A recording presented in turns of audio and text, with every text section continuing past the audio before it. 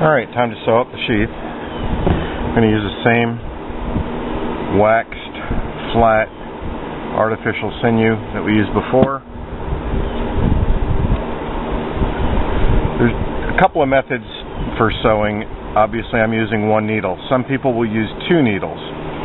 If you use one needle, you make one pass going down one way and then back up again, and then you're complete. A two needle method, you can put this in a stitching caddy or hold it between your knees, hold it like that, and you make one pass with a needle going one way and a needle going the other way. I have enough trouble with one needle that I'm not even going to attempt to manipulate two of them. So let's get started with this. I start near the top or near the bottom, it doesn't really matter which. Today we're going to start near the top, and I'm going to start 3 holes from the top. Bring my string through. I'm going to leave something, not so much to tie off at the end, but where I can put my thumb on it to make sure I can get it tight to get started. And I'm going to go up rather than down.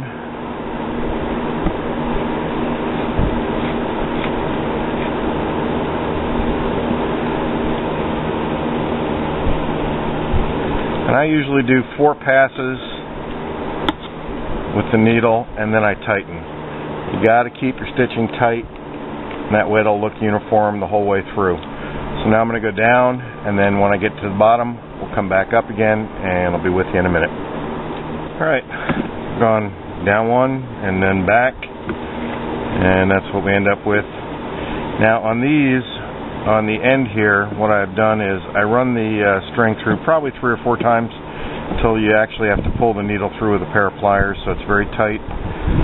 This way, and when you're using wax string this works, you can just clip off the threads right there and not tie a knot. Just gives it a little bit cleaner look. Next up, I stop at my thump and stump, and I like to put my maker's mark on the back. Eventually I'm going to get a saddle stamp made, or even a tang stamp that you can use for this as well, make it a whole lot easier. But in the meantime, I'm just using small little lettering. And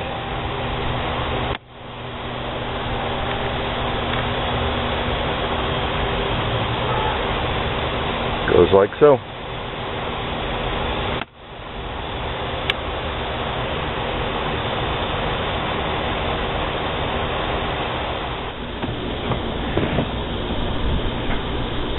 Alright, I've stamped the back. Typically when you do any embossing you need to wet the leather, but for something like that I don't bother. But I am going to wet the leather now. I've got the knife wrapped in a plastic wrap and a saran wrap, just so it won't get wet, because it's going to sit in a wet sheath for a little while. That's something probably everybody knows, but I'll say it, don't store, let's see if this fits in the sheath, or the sheath fits in the cup. It's just a cup of water. And I need to wet the leather near the top. I don't need to wet the whole thing. We'll see how that goes. I might have to wet the whole thing. Oh well. I'm going to pour some water in the sheath and wet it. Be right back.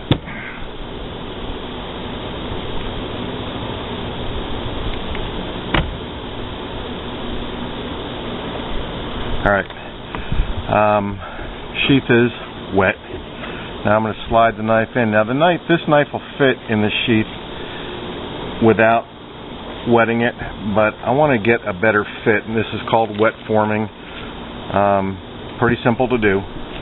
But you've got the knife in there. It's covered in plastic so it won't rust, because these type knives do rust. I did oil the blade before I wrapped it in plastic. And then I just work with my thumbs to get the outline of the handle. You can make up forms that you can press on there and just let it sit, but every knife I make is kind of different, so not much point in that. I just work it with my thumbs till it's about dry. I know it's getting dark out again. It's almost 8 o'clock. After I finish working this and I'm not getting any more movement on that, then I just let it sit for the rest of the night in the sheath like that, and then pull it out tomorrow after the leather dries, and let the leather dry completely. Alright, the sheath is dried, and I've gone over the edge again with a finer grit sanding belt on the grinder. Now I want to dress up the edges a little bit. Use this edging tool and just take off a little bit on the edge.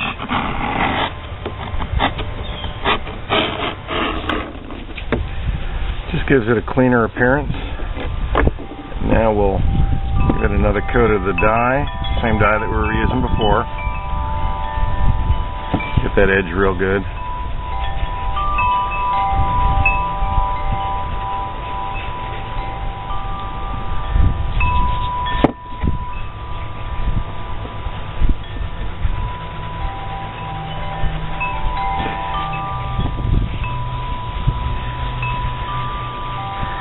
And there's a variety of ways you can seal these sheaths. The way I've been doing it lately is using an acrylic sealer. There's a couple of different brands on the market. This one is made by EcoFlow, and there's another one by Fibings. It's called Leather Sheen. It's just an acrylic finisher, and I find that if you apply it right after you put the leather dye on, it adheres a lot better. If sometimes with some of the dyes, I found that the coating will peel off if you let the leather dye dry completely. I also found that rubbing it on very heavily like this gives it a much better finish than brushing it on.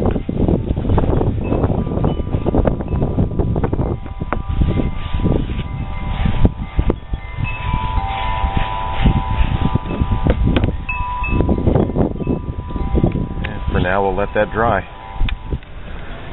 To make the stencils I use to etch the blade with the maker's mark, I just use an old typewriter to make the stencil.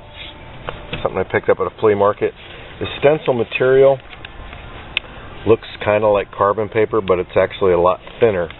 You just load it into the typewriter.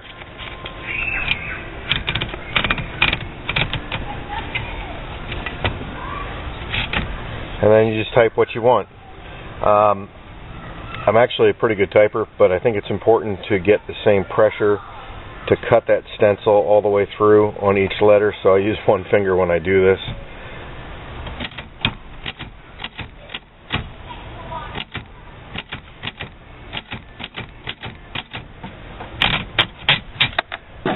And then you can see that,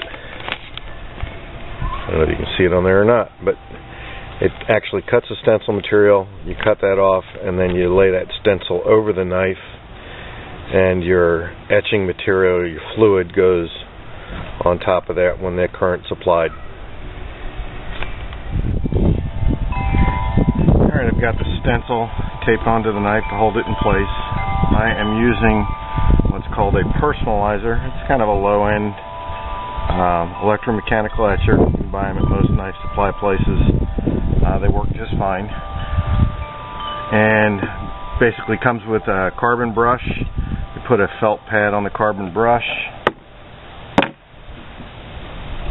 put some of the etching fluid.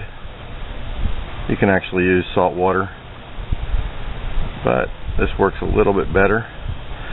Don't want to get too much because then it runs, so I just dab it, blot some of the liquid off. And basically all you're doing is completing a circuit with that machine. So you've got one lead on, and then put that on, turn the machine on, and I hold it on for 60 seconds in the etch position. Then turn it off, remove it, pull off your stencil.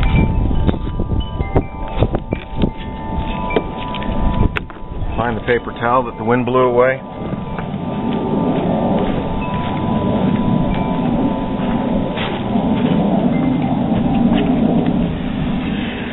Now you want to clean that etching fluid off of there so it doesn't continue to eat away, and just wipe it real good. Alright, now I want to sharpen the knife. I've taken my flat platen, turned it around backwards, so this is kind of a slack belt section. You can sharpen knives on these grinders in a variety of ways. You can do it right on a contact wheel. You can use a slack belt section up here. I'm just not a big fan of having sharp things come toward me like that. I'd rather have them go down should it slip out of my hand. Haven't had one slip yet, but I'd like to keep it that way. So I'm going to start with a 220 grit belt because this is fairly thin to begin with.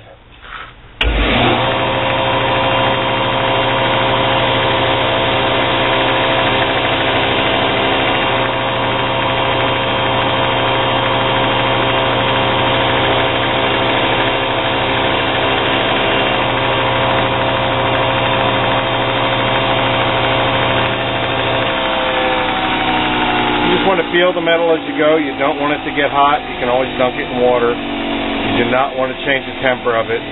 But I'm going to use the 220, then go to a 400, a 600, an 800, and then that worn out 800 with the buffing compound on it. So I'll do that and we'll be right back. Here's the completed sheath, the knife.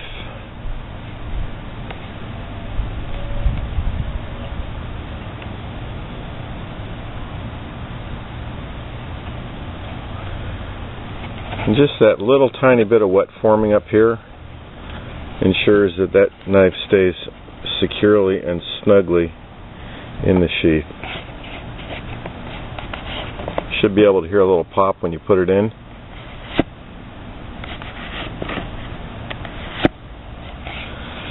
And over time that'll loosen up, as will any sheath that's made like that.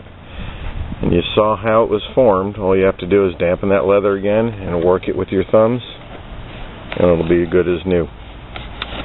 So we've got the forest green and olive drab crash carta with the silver nickel pins and the saw blade.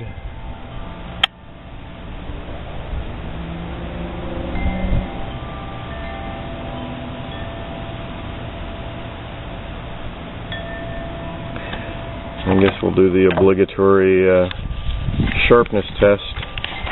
Somebody asked why I don't do a shaving test with it. Oh, they do shave, but you've only got so much hair in your arms if you make a lot of knives. And I can go out and buy more paper.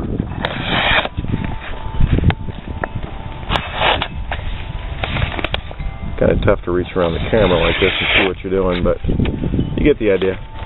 It's pretty sharp.